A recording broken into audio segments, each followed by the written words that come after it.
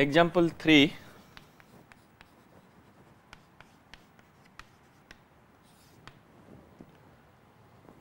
two plate load test conducted on a site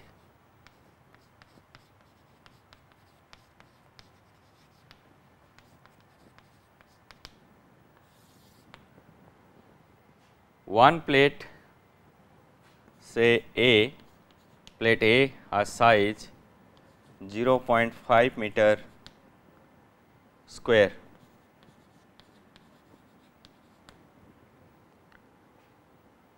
and plate B has size 1.0 meter square.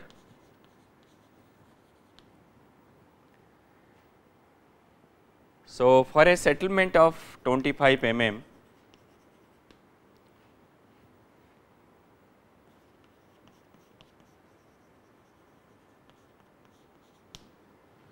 the load found to be 60 kilonewton for plate A and 180 kilonewton for plate B. Determine allowable bearing pressure, or maybe you can say find allowable bearing pressure of footing of 2 meter by 2 meter with a settlement not exceeding 25 mm.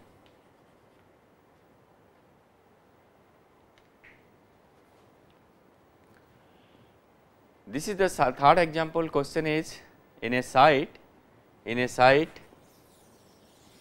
there are two plate load test has been conducted, one is A, other is your B.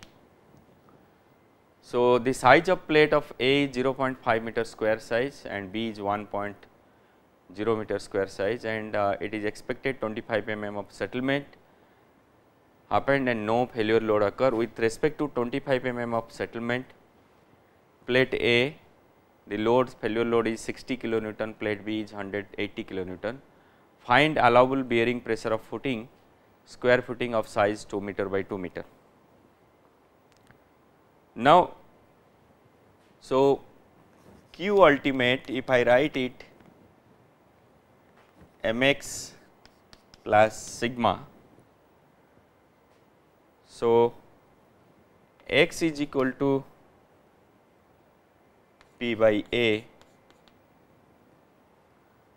So, for first plate load test say A and second plate load test say B. So, x1 is equal to P1 by A1. So, P is perimeter,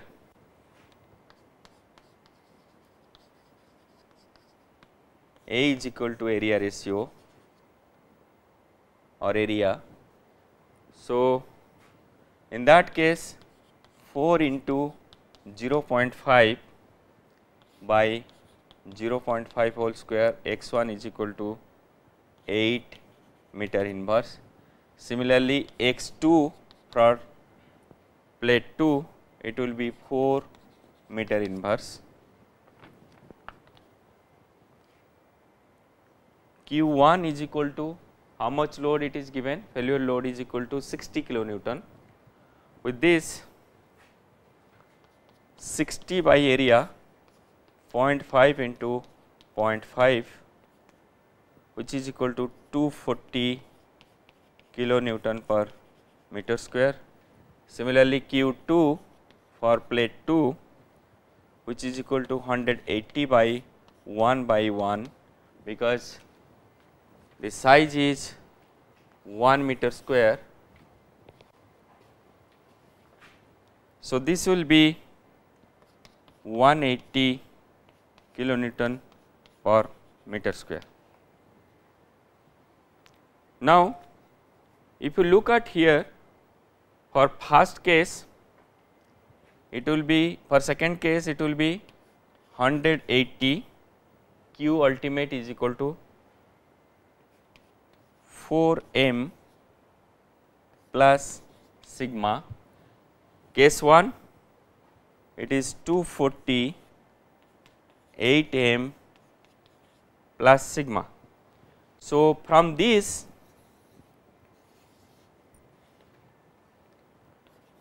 m is equal to 40 kilonewton per meter and sigma is equal to 20 kilonewton per meter square. Now, for real footing, these two parameters I got it from this two plate load test m and sigma, and from this for real prototype footing x is equal to, or you can write for real footing x is equal to 4 into 2, 4 into 2, this is a square shape.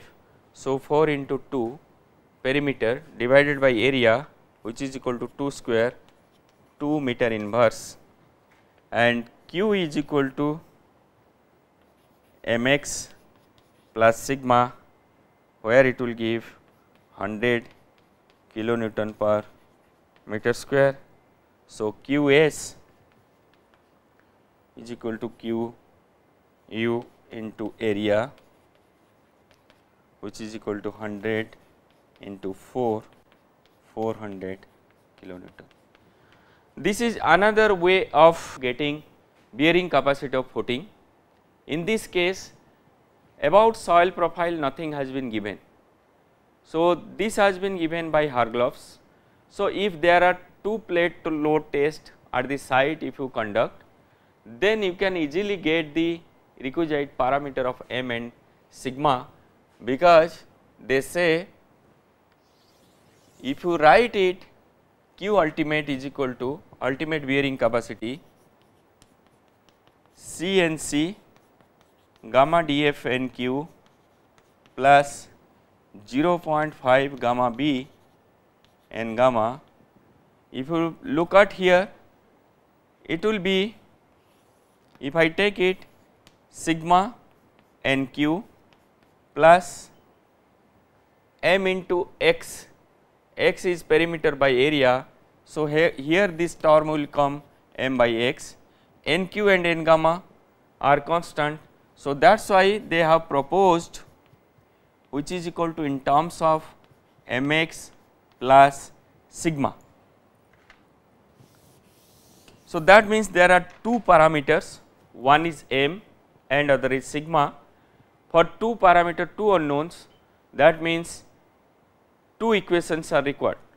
So, to get that, at least you have to do testing, at least two plate load tests required. So, here in this example, two plate load test were conducted.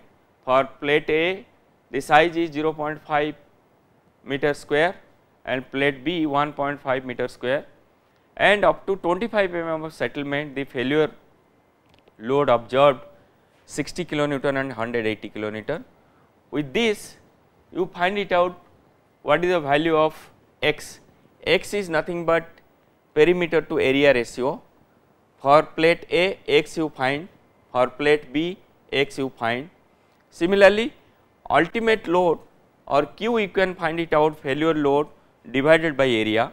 So, this is your failure load for plate A, failure load for plate B. So, Q1 you will get it, Q2 you will get it. With this parameters you can find it out what is the value of m and sigma. As these two plate load test has been conducted in the same site, so for real footing same formula can be applicable, and this with this same formula has been applied, and for real footing you find it out x, and as well as means q you can get it because you have m value you know and sigma value you know. This is your m value and sigma value, you get it from the plate load test. From there you can find it out q. Once you get Q, this is your ultimate load, you can find it out safe, or how much is your total load coming, total load carrying capacity of this footing, you can find it out. Now come to example 3.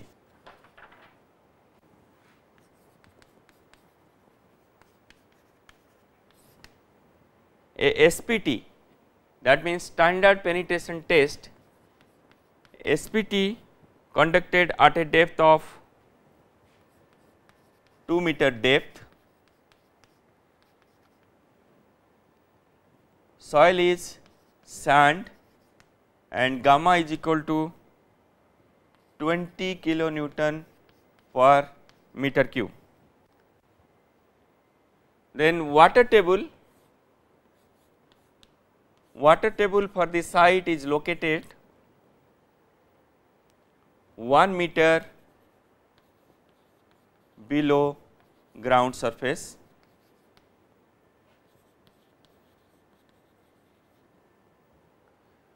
The N value was observed to be N field 5. Then it has been asked what is the N corrected.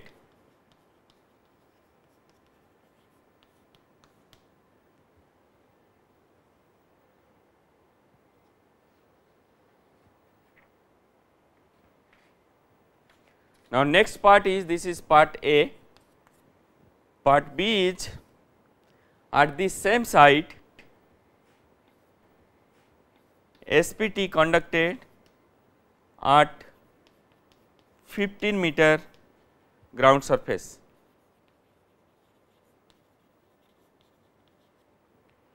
N value, N field is observed to be 21, then asked what is the value of N corrected. Now initially what is the question? Question is, this is ground surface and standard penetration test has been carried out below 2 meter, this is 2 meter. So SPT test has been carried out below 2 meter and this entire soil is sand deposit, gamma is equal to 20 kilonewton per meter cube, and there is an water table. You say that water table is there below 1 meter of ground surface. Now N field, N per 30 centimeter below, which is equal to 5. Now find the case 1, find the corrected value. Now what are the two corrections supposed to be, or what are the corrections applied in standard penetration test?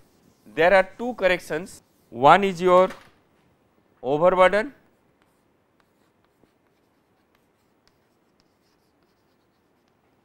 second is your dilatancy. One is your overburden correction, second is your dilatancy. Now come to part 1 or A. What is the overburden at 2 meter depth? Sigma 2 meter is equal to gamma into H. Gamma is equal to 20 into H is equal to 2, which is equal to 40 kilonewton per meter square. Now sigma prime is equal to, because water table is at 1 meter, so it will be below 1 meter, it will be water table effect. So definitely we will go for gamma submerged unit weight. So it will be sigma minus gamma W H prime. So here H prime is your 1 meter, which is equal to 40 minus 10 into 1, 30 kilonewton per meter square. Now if you look at there is a chart with this overburden with this overburden, there is a chart earlier I have shown.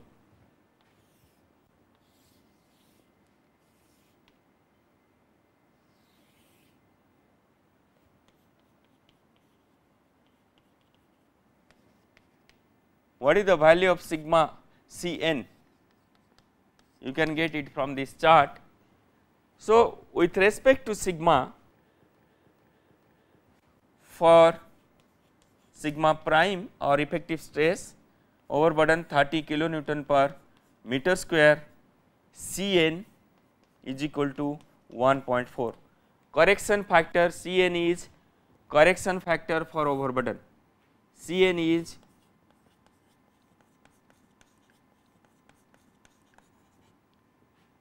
for overburden.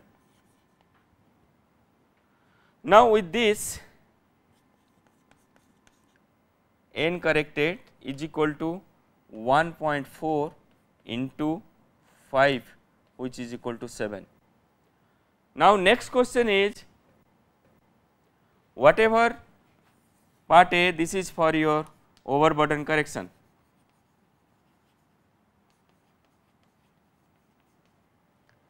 Now, second part is your dilatancy correction.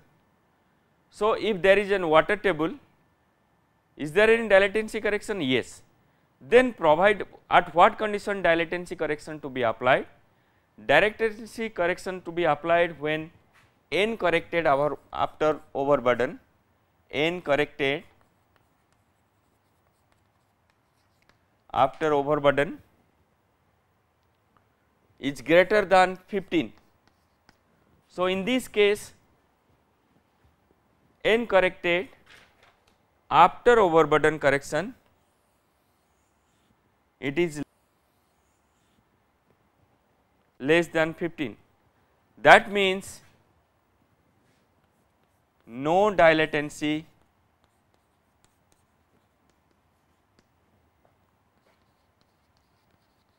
correction is required.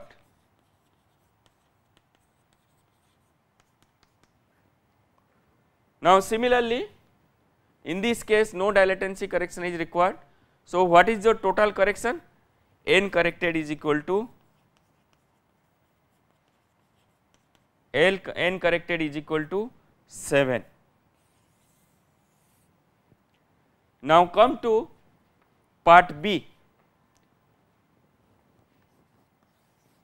Part B is, it is proposed to carry standard penetration test at 15 meter below the ground surface. This is ground surface. That means, in that case overburden pressure is equal to at 15 meter 300 minus 10 into 14, because total is 15 meter, 1 meter you leave it, below 1 meter there is water table. Definitely gamma saturated, you can do it gamma saturated value, because gamma is equal to 20. So, gamma saturated is equal to gamma submerged is equal to gamma saturated minus gamma W. With this 20 minus 10, it will be 10. So, sigma prime means overburden pressure is equal to 160 kilonewton per meter square. With respect to this, your Cn from chart, it will be 0.82. Now, n corrected for overburden is equal to 0.82 into 21, which is equal to 17. As it is greater than 15, as this overburden correction is greater than 15, again condition is that water table is lying below 1 meter, then this dilatancy correction is going to apply. Now, for dilatancy correction, n corrected which is equal to 15 plus 17 minus 15 by 2, which is equal to 16. Now, final n corrected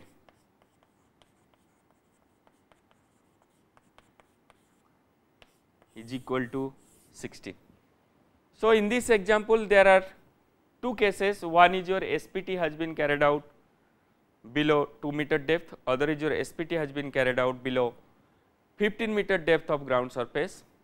In case 1, calculate your overburden considering water table, then with respect to your overburden find the correction factor for overburden correction, and the n corrected is coming 7. As water table is lying at the ground surface, so dilatancy correction is required. Again n corrected after overburden is less than 15, hence no dilatancy correction is required. So, n corrected is 7. In case 2, it is proposed to carry out your SPT, standard penetration test, at 15 meter below ground surface. With respect to 15 meter, what is your overburden? Then with respect to overburden, correction factor for overburden has been calculated from this chart. Overburden correction has been calculated, it is 17. As water table is lying at the ground, again n correction after overburden is greater than 15, hence dilatancy correction is required, and the after the dilatancy correction n corrected is 16. Now, next phase, this is all about, there are 4 examples based on, one is your plate load test, 2 examples last class, and 1 example also today plate load test. Third example is your 4th example, example 4, this is your 4th example.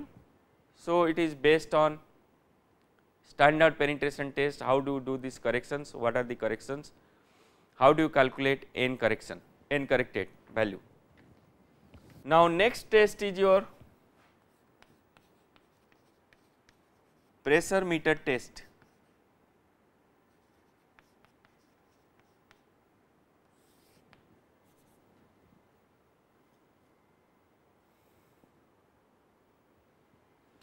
Why we go for pressure meter test?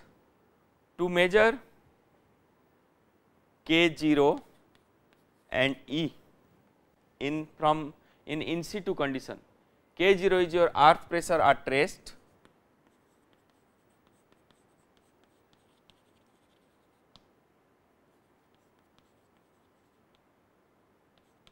and this is your modulus of elasticity.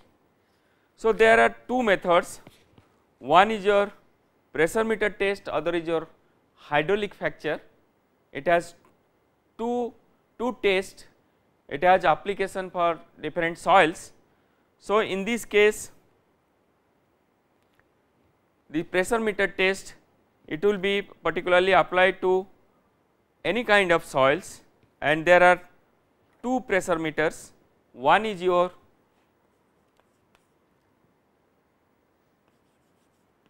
Minard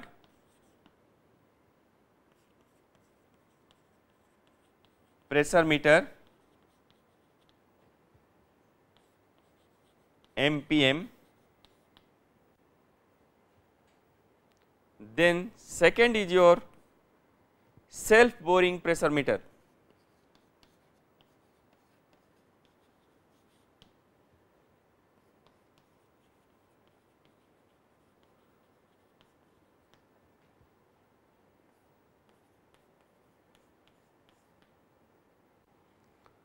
Now, we will discuss this. Generally Minard pressure meter is widely used. So, for this Minard pressure meter test, I am just drawing this schematic sketch where you can understand.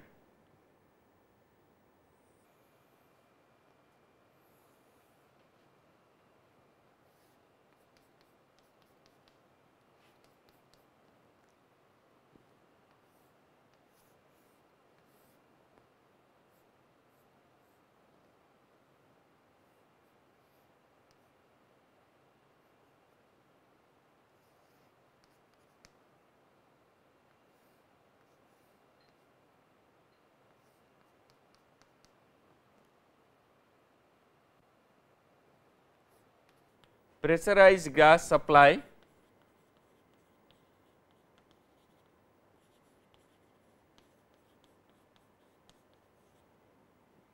this is your pressure gauge,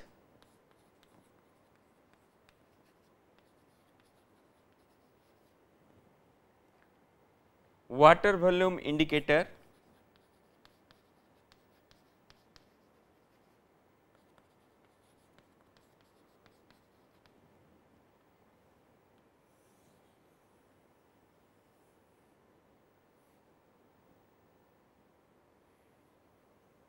now this is called simply a probe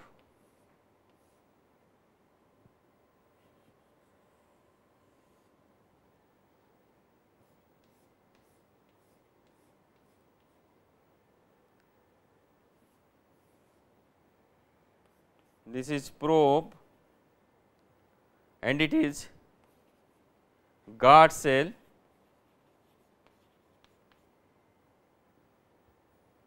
test cell. Probe consists of guard cell, test cell, both the ends probe is guard cell, in between it is test cell.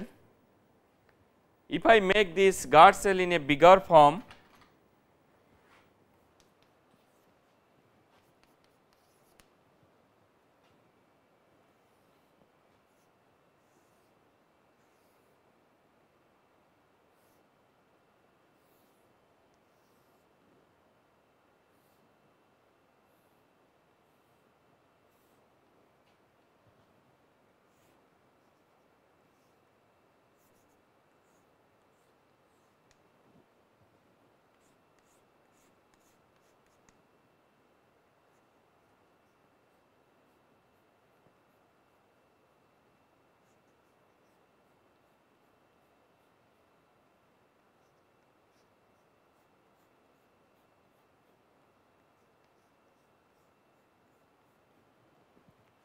now this is one guard cell, it is filled by gas.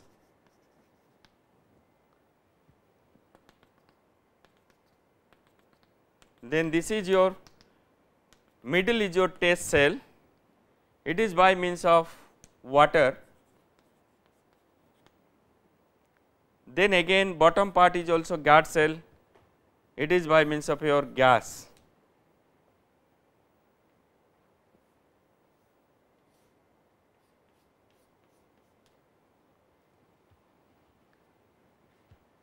So, pressure meter test, a tentative sketch, I draw a detail means schematic sketch. Generally in pressure meter test what happened, borehole has been made, suppose it has been decided at depth of x, say 10 meter, 20 meter, 15 meter, 5 meter, you go and find it out what is the in situ K0 and E. So, in that case this is called completely a probe. This probe has been connected to outside. The system is there where you can measure the pressure, where water volume indicator is there, how much water is there inside, and gas supply also there. So, once you enter the probe, what will happen? Guard cells at the bottom and the top, guard cells at the bottom and the top filled by means of gas. Then with the help of water, this is gas and the test cell filled up by means of water. By means of water, once you are applying, if this is my soil, corresponding soil here, so what will happen if this is the borehole? So, it will try to expand both the way, both the direction it will try to expand. So, that means the soil will be expanded laterally. Once you increase the level of water, so it will try to expand the volume. Once it expands, side wall will be your, it is your soil. So, soil contact to this cell, it will try to expand laterally. So, you know what is the value of gamma h overburden here, that is your sigma 1. Now, k0 you can find it out, k0 is equal to sigma 3 by sigma 1.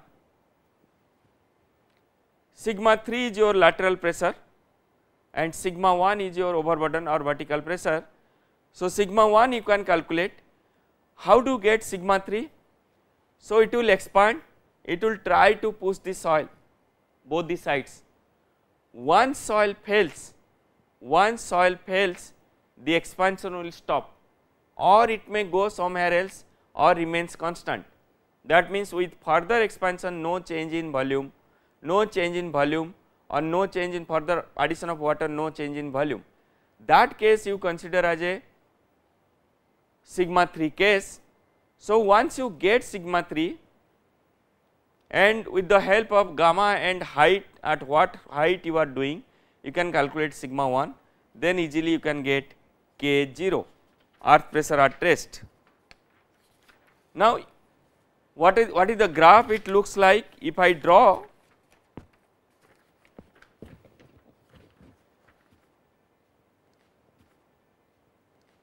pressure versus volume change,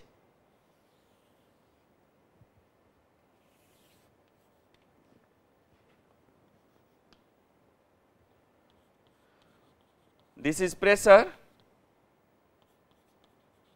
kilonewton per meter square, this is your injected volume,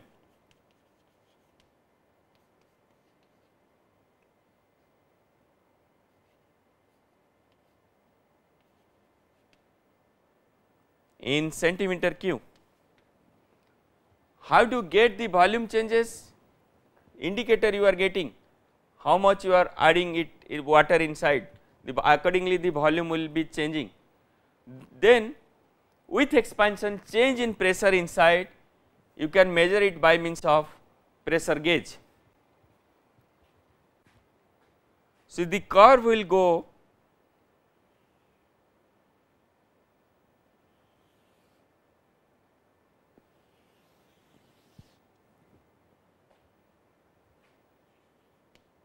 this is A,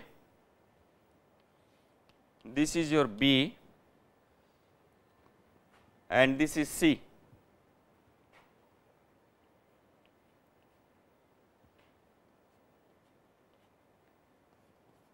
P0, PF,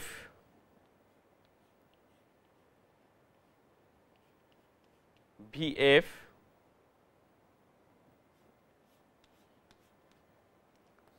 this is your PL,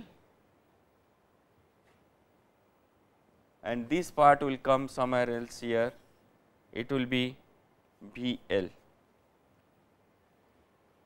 So, in this case,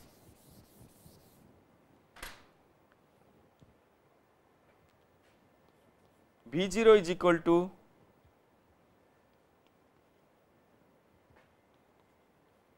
injected volume of water at the beginning.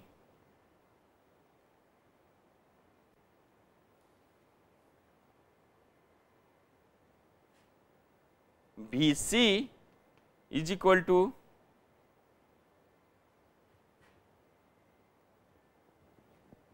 if I write here in this side total cavity volume, so then it will be Vc, then this will be your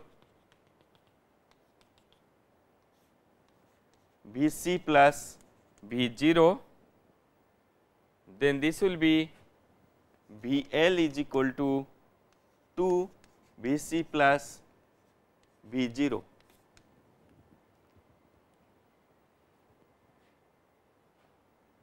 Vc is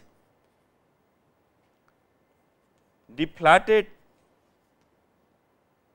volume of probe, or it is called cavity volume. before start.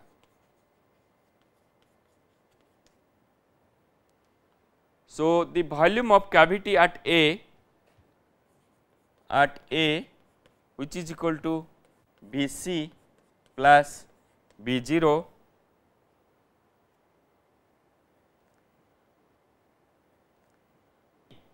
AB generally called pseudo static stage.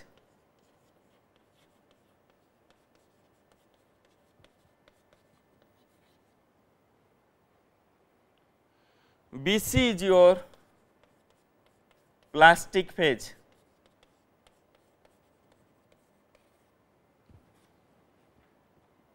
If you look at here, what is Vc? Vc is nothing but your deflated volume of probe. Suppose there is a borehole has been made, suppose diameter is say 400 or maybe 4 inch borehole or maybe 6 inch borehole. So, what will happen initially, the probe you have to deflate it so that it should touch both the ends of this borehole.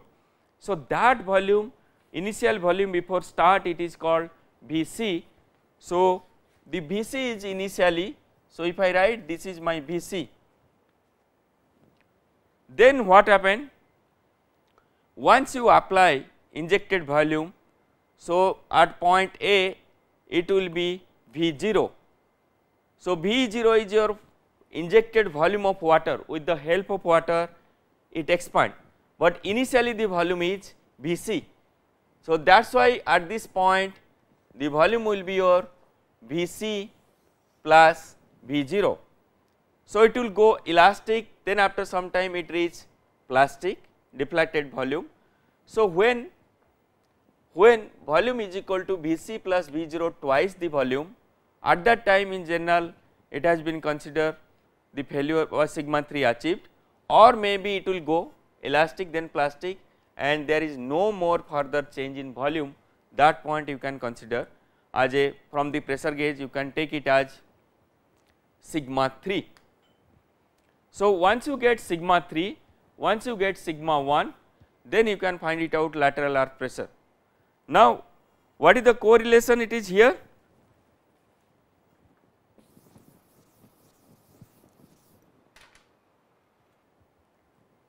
Gm, suppose Gm is equal to Minard shear modulus.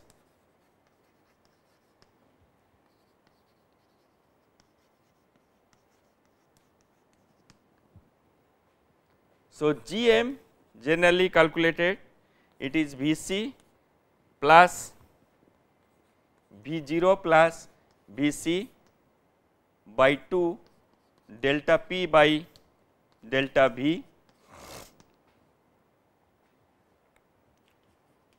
Em is equal to 2.66 Vc plus V0 plus Vf by 2 into Pf minus P0 by Vf minus V0. So, you can calculate E is equal to Em by alpha, alpha is equal to rheological factor.